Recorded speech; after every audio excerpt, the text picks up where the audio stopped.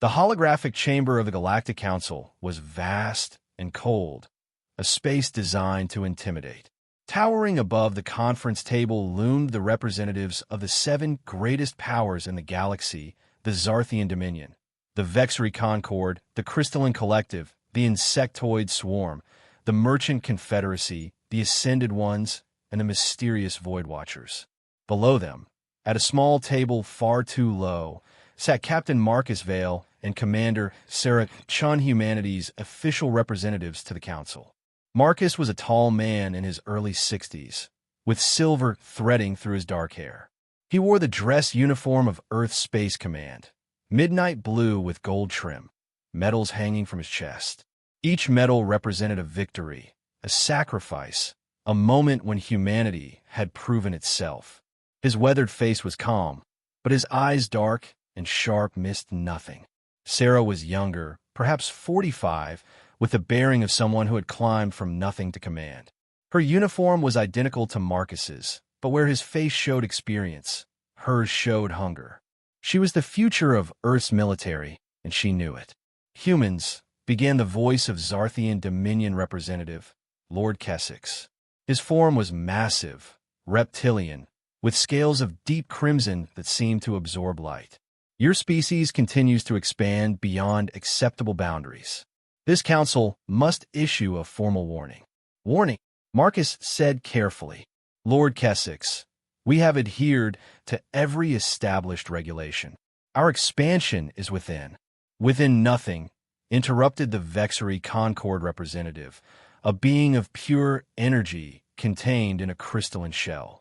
Its voice crackled like lightning. Your kind builds too many ships. Your populations grow too fast. You consume too many resources. The established powers cannot tolerate a new species rising unchecked. Sarah's jaw tightened. She leaned toward Marcus, but he touched her arm, a small gesture. Wait. The council has made a decision, said the ancient voice of the Ascended One, an entity so old it predated most galactic civilizations. Humanity will accept immediate restrictions. You will cease all military ship construction immediately. You will dismantle your current fleet to 1/5 its present size. You will accept oversight from a council-appointed administrator. You will, in essence, return to the status of a protected species. Protected? Marcus looked up at the assembled representatives. Like livestock. Like children, the Ascended One replied coldly. Children who have played with weapons they do not understand. This is not a negotiation, Captain Vale. This is a decree. You have 30 Earth days to comply. Failure to do so will result in council intervention. The hologram cut to black. Marcus and Sarah sat in silence as their shuttle lifted from the council station. The stars stretched out before them, countless lights in the infinite dark. They're afraid, Sarah finally said. Of course they are, Marcus replied. Humanity is rising too fast. We went from spacefarers to players in just 200 years. The council didn't expect that. They expected us to remain primitive for another 1,000 years. They wanted time to integrate us, control us, use us as labor. So what do? Marcus looked at her, and for the first time, Sarah saw something flicker in his eyes. Something dangerous. We do what humans have always done when we're cornered, Commander. We improvise. We adapt. We overcome. 3 weeks later, beneath the ice sheets of Luna, in a facility that existed on no official records, Commander Sarah Chen walked through corridors that glowed with soft blue light.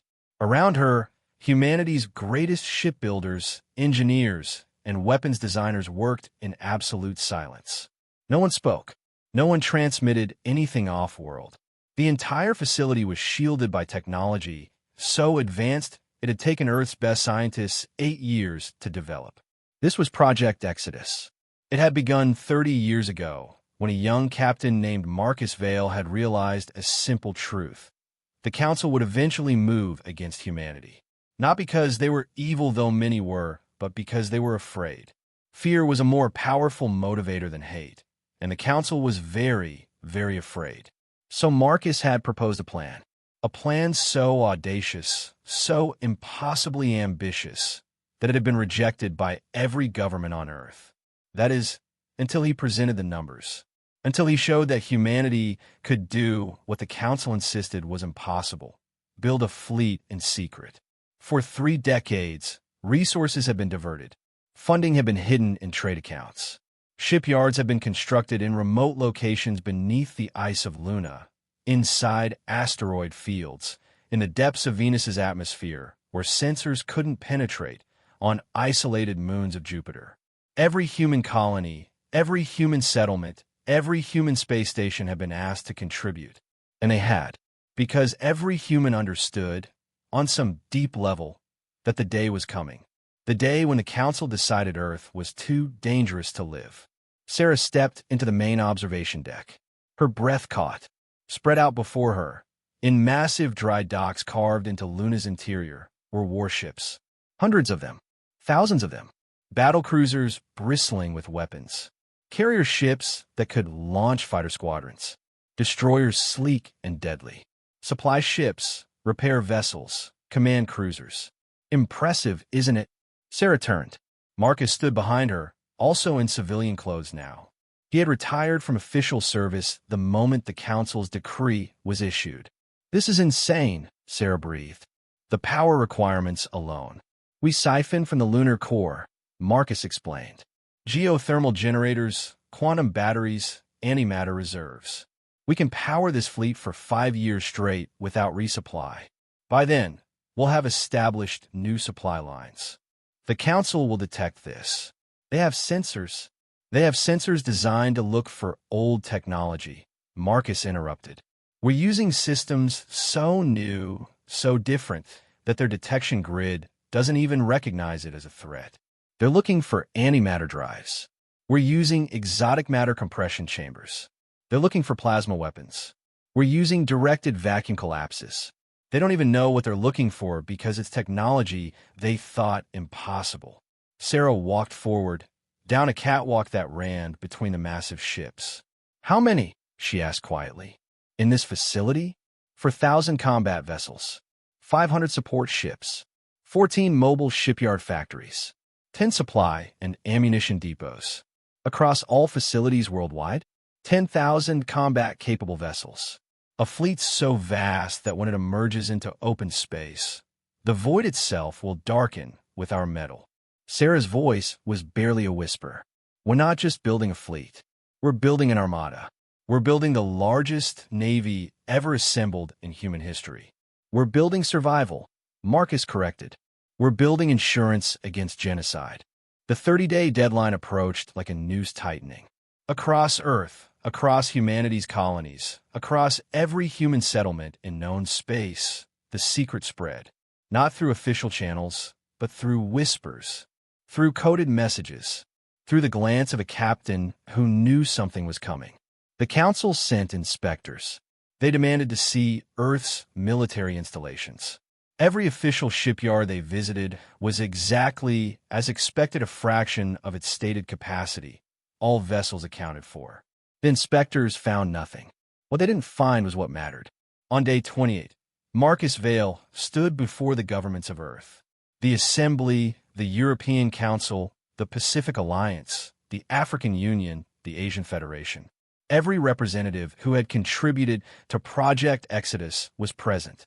They're bluffing, argued the Chinese representative. The Council won't actually attack. It's all political maneuvering. No, Marcus said quietly. They will attack. I've studied their patterns for 40 years. When the Council feels threatened, they neutralize the threat.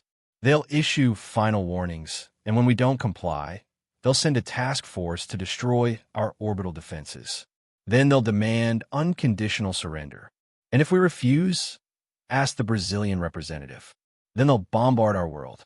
Not to destroy Earth, it's too valuable as a resource. But they'll destroy our military. They'll install a council governor.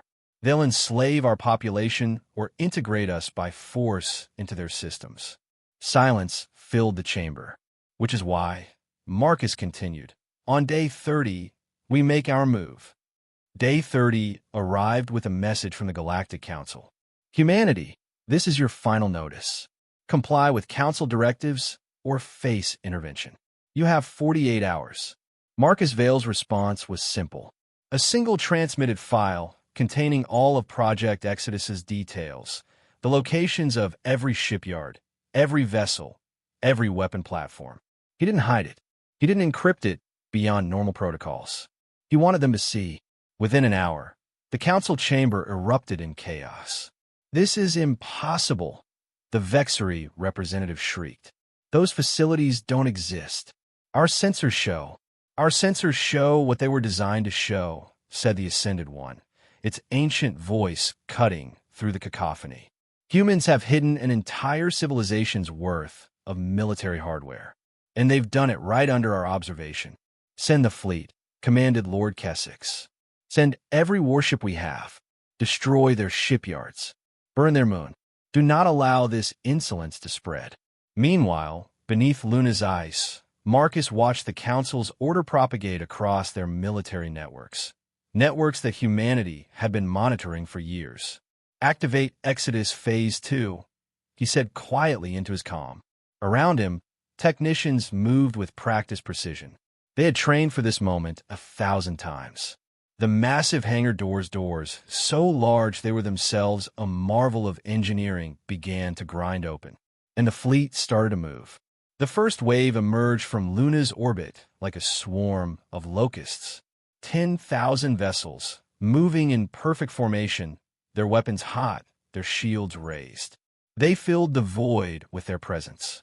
So many ships, so densely packed, that they actually did darken the space around them, the cumulative shadow of their metal bodies blocking out starlight. Communications exploded with confused signals from every council monitoring station. Unidentified fleet emerging from Earth space. Power signatures off the scale. They're moving to intercept the council's task force. The council's task force had seemed impressive 500 warships, the vanguard of one of the galaxy's greatest militaries. They had been sent to crush a primitive species.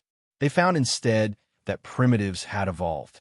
The human fleet came at them in a carefully orchestrated wave. The lead vessels weren't even warships, they were drones, expendable platforms filled with every weapon human engineers could devise. They spread out, filling space, making it impossible for the Council fleet to maneuver. Then the real attack began. Weapons that shouldn't exist fired for the first time in human military history. Directed vacuum collapse, weapons created temporary rifts in space itself. Exotic matter warheads detonated in cascades of degenerate energy. Graviton lances bent space-time around Council vessels until their hulls buckled and split. The first Council warship died in seconds, its entire structure crushed by forces its designers had never imagined. The second lasted maybe 5 minutes. By the time the Council task force realized what was happening, half their ships were already destroyed, and the human fleet kept coming. With the Council's military vanguard eliminated, Marcus Vale made his broadcast. It went out on every channel, every frequency, every possible medium of communication across the galaxy. His face appeared on screens in every settlement, every station, every world where someone could receive a signal. "I'm Captain Marcus Vale, representing the human species of Earth. To the Galactic Council and all the powers of this galaxy, you ordered us to surrender our military capability. You demanded we accept subjugation. You promised destruction if we refused." He paused, letting the moment stretch. "We refused." Behind him, the void turned black with warships. Humanity has spent the last 30 years preparing for this moment. We have built a fleet that numbers in the tens of thousands. We have weaponized technology that the Council's own scientists said was impossible. And we have sent it into battle against what you believe to be an unstoppable military force. The feed cut to combat footage Council warships being torn apart by human weapons, alien craft spiraling into the dark, explosions blooming like deadly flowers across the void. "This is not a declaration of war," Marcus continued. "This is a declaration of independence. Humanity will no longer accept Council oversight. Humanity will no longer tolerate restrictions on our growth. Humanity will no longer bow to powers that see us as primitive livestock." His eyes were ice as he delivered the final line. The era of human subservience is over. Welcome to the era of human dominance. The galaxy erupted. The Zarthian Dominion called for total war against humanity. The Vexery Concord demanded immediate council sanctions. The Merchant Confederacy announced a trade embargo against all human settlements. But something unexpected happened. The Crystalline Collective, one of the council's founding members, announced they would not be supporting military action. They had studied the human fleet. They had seen the technology. They had crunched the numbers. Humanity has achieved something we did not believe possible, their representative stated. They have evolved from a spacefaring species to a spacefaring power in merely 2 centuries. To attempt their destruction would cost us more than we are willing to pay. Then came a shock. The Merchant Confederacy, despite their stated embargo, sent a diplomatic envoy to Earth. They wanted to talk. They wanted to negotiate. War is bad for business, their representative explained. But peace with a powerful new player? Peace could be very profitable indeed.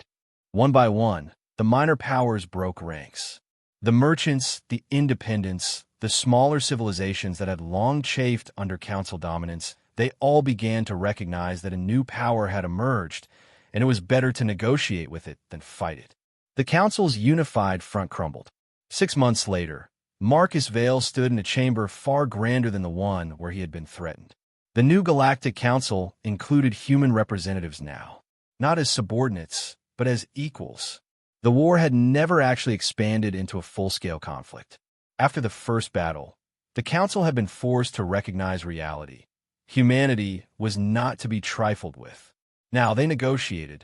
"We propose a new treaty," Marcus said, spreading his hands. "One where no single power, including the Council, can dictate terms to another without consent. One where the expansion of human space is recognized as legitimate.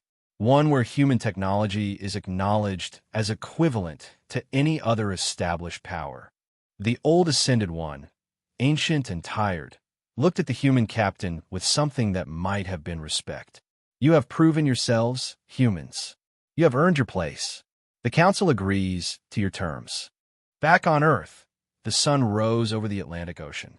The light caught the massive shipyards that had been hidden beneath Luna's ice, now openly constructing the next generation of human warships. In orbit, the fleet maintained its vigilance.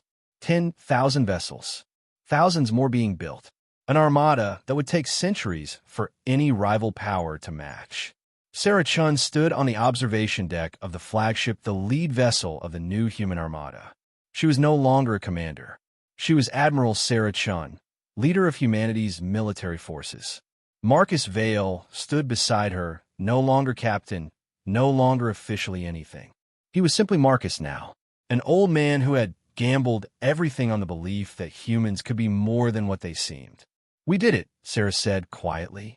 "We survived," Marcus corrected. "The real work is just beginning. We have proven we can fight. Now we have to prove we can lead. We have to prove that humanity doesn't just have the power to challenge the galaxy, we have the wisdom to change it." Below them, Earth turned slowly. Billions of humans looked up at the stars, and for the first time in their history, they looked not with fear or wonder, but with confidence. They had been underestimated. They had been dismissed. They had been condemned.